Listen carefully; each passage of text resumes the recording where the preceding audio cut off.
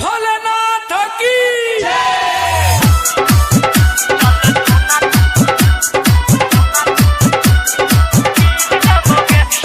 DJ Umesh Sukhipur बाजार।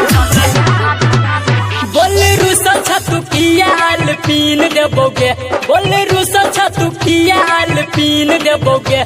चल सोना देबो घर वाली कीन देबोगे, चल सोना देबो घर वाली कीन देबोगे।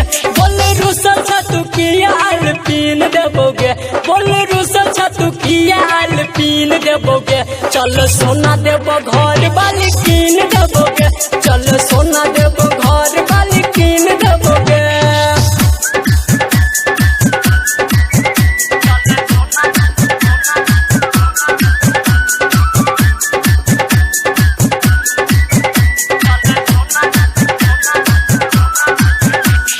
डीजे उमेश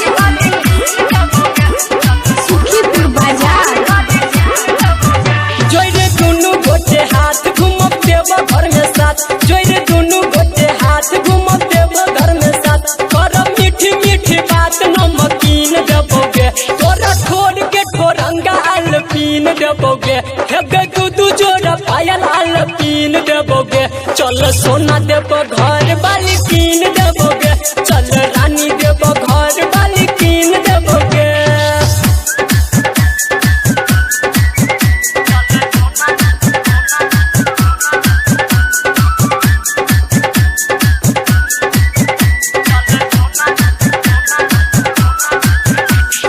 डीजे उमेश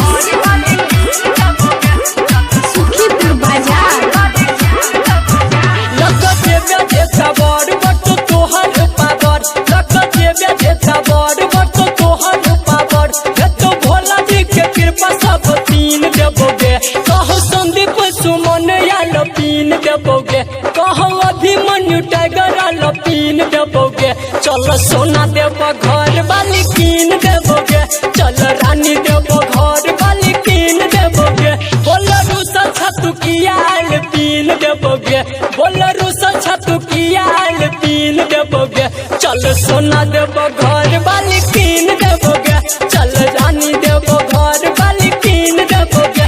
बोल रूसल छतु कियाल पीन देबोगे, बोल रूसल छतु कियाल पीन देबोगे। चल कजरी देव घर वाली कीन देबोगे, चल राखी देव